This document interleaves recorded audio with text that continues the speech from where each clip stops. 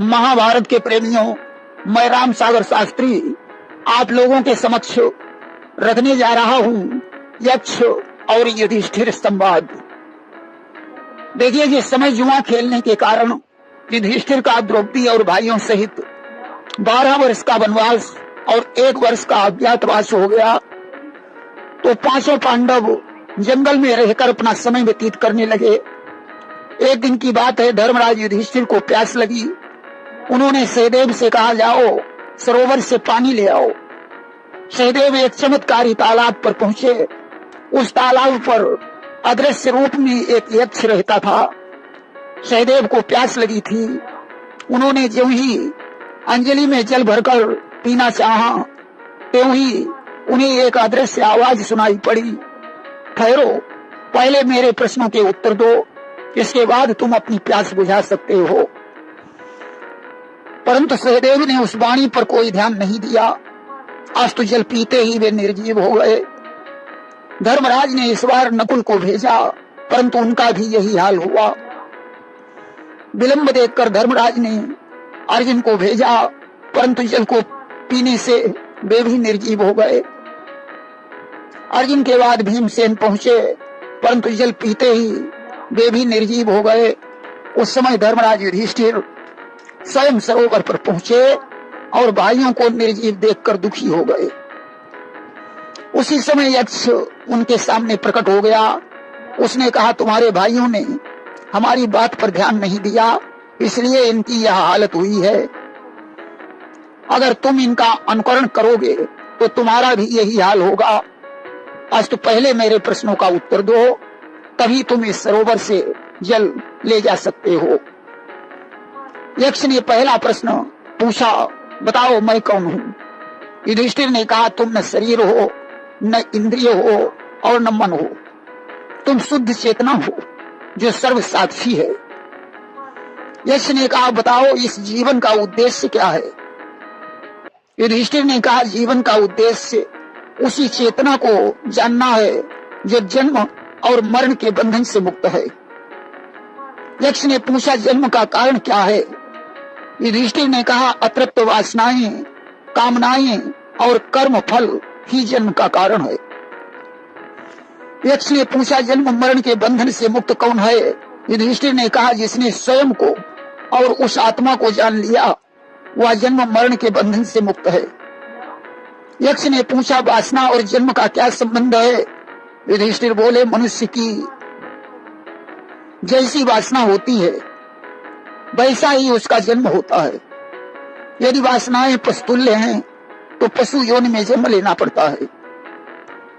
यक्ष ने पूछा, संसार में दुख क्यों है? युधिष्ठिर बोले, ईश्वर ने संसार की रचना की है। मनुष्य ने अपने विचार और कर्मों से सुख दुख की रचना की है। यक्ष ने पूछा, सारे दुखों का नाश कौन कर सकता है? युधिष्ठिर बोले, जो सब कुछ छोड़ने को तैयार हो। यक्ष ने कहा, सौभाग्य का कारण क्या है? युधिष्ठिर बोले, सत्संग और सबके प्रति मैत्री भाव ही सौभाग्य का कारण है। यक्ष ने पूछा, मृत्यु पर्यंत यातना कौन देता है? युधिष्ठिर बोले, गुप्त रूप से किया गया अपराध मृत्यु पर्यंत यातना देता है। यक्ष ने पूछा, सत्य और असत्य क्या है? युधिष्ठिर बोले, ब्रह्म ही सत्य है, संसार असत्य है। यक्ष ने पूछा, सबसे बड़ा बर्तन कौन सा है? युधिष्ठिर बोले, पृथ्वी सबसे बड़ा बर्तन है। यक्ष ने पूछा, आकाश से ऊंचा और पृथ्वी से बड़ा कौन है? युधिष्ठिर बोले, पिता आकाश से ऊंचा और माता पृथ्वी से बड़ी है। यक्ष ने पूछा, हवा से अधिक वेगवान क्या है? युधिष्ठिर ने उत्तर दिया, मन हवा से भी अधिक वेगवान है। यक्ष ने पूछा, धर्म का सर्वोच्च तीर्थ स्थान कौन सा है? युधिष्ठिर ने उत्तर दिया, उदारता धर्म का सर्वोच्च तीर्थ स्थान है। यक्ष ने पूछा, हमें दिन रात किस बात का विचार करना चाहिए? युधिष्ठिर बोले, हमें दिन रात सांसारिक सुखों की क्षणभंगुरता का विचार करना चाहिए। यक्ष ने पूछा, सुखों से मुक्त कौन है? यक्ष ने पूछा, दुखों से मुक्त कौन है? युधिष्ठिर ने उत्तर दिया, जो कभी क्रोध नहीं करता वही दुखों से मुक्त है। यक्ष ने पूछा, वह क्या है जो अस्तित्व में है और नहीं भी? युधिष्ठिर ने उत्तर दिया, माया माँ माने नहीं, या माने जो नहीं है परंतु आभासित होती है वही माया है। यक्ष ने पूछा माया क्या है? युधिष्ठिर बोले नाम और रूपधारी नाशवान जगत ही माया है।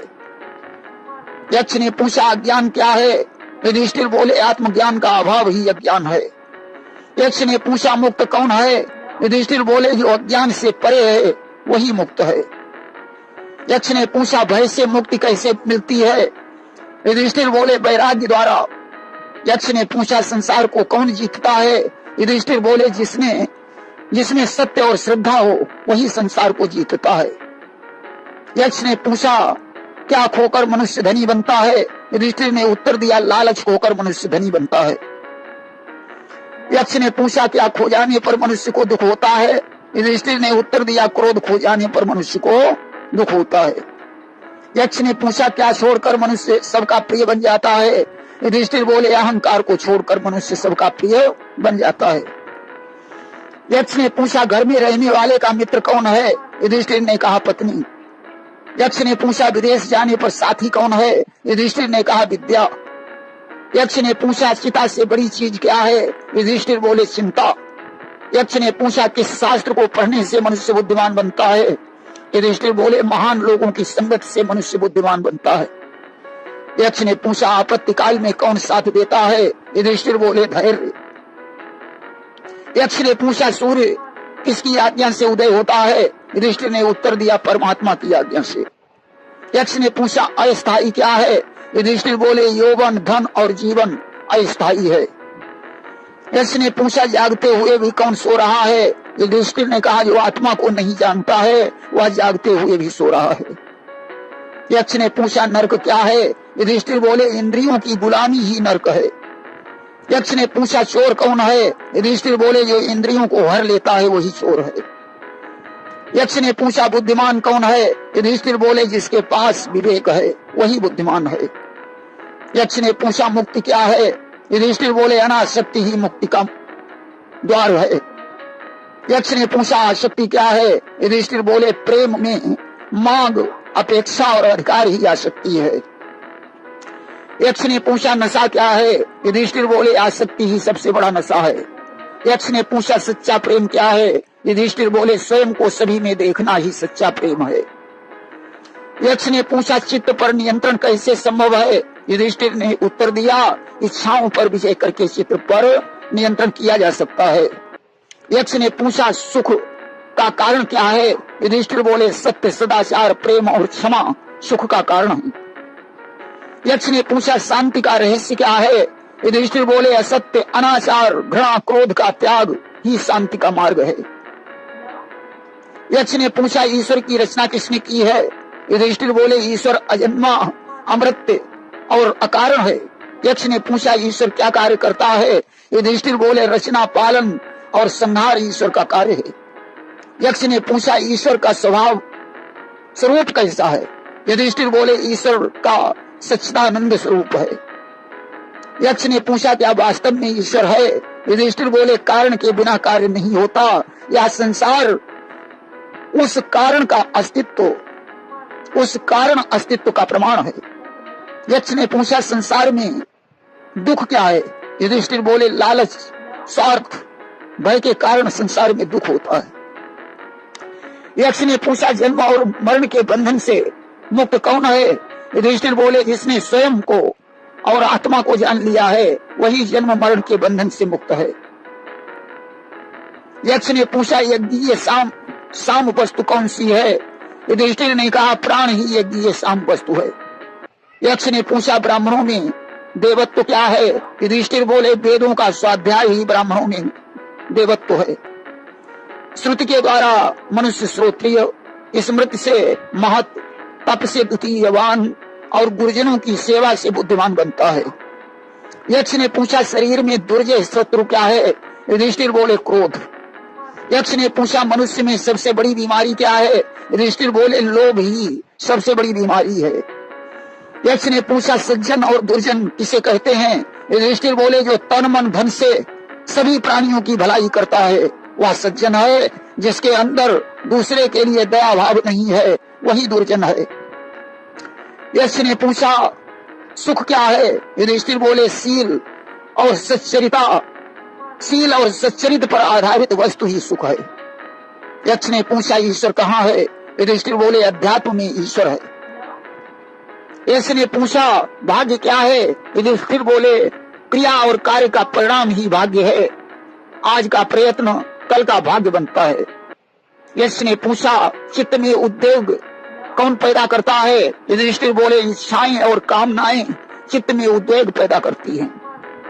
यक्ष ने पूछा मनुष्य सभी से प्रेम क्यों नहीं करता? युधिष्ठिर बोले जो स्वयं को सभी में नहीं देख सकता वह सभी से प्रेम नहीं कर सकता है। यक्ष ने पूछा दुर्भाग्य का कारण क्या है? युधिष्ठिर बोले मद और अहंकार ही दुर्भाग्य का कारण है। यक्ष ने पूछा दिन रात किस बात का विचार करना चाहिए? युधिष्ठिर बोले सांसारिक सुखों की क्षणभंगुरता पर दिन रात विचार करना चाहिए। यक्ष ने पूछा ब्राह्मण कौन है? युधिष्ठिर बोले शील स्वभाव से ब्राह्मण बनता है, बुरे व्यसन कुल और विद्या से नहीं।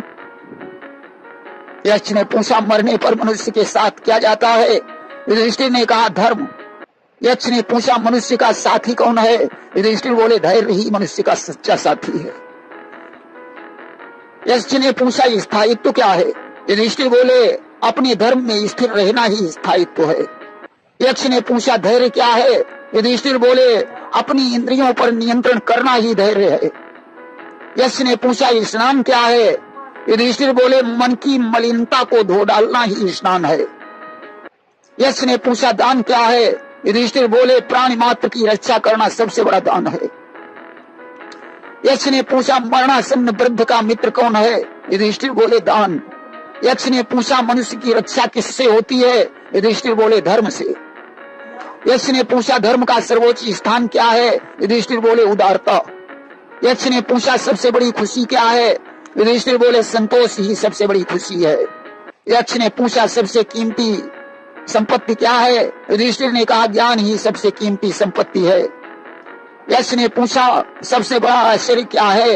युधिष्ठिर बोले प्रतिदिन लोग मरते हैं, देखने वाले देख कर भी यहाँ अंत काल तक रहने की इच्छा करते हैं, यही सबसे बड़ा आश्चर्य है।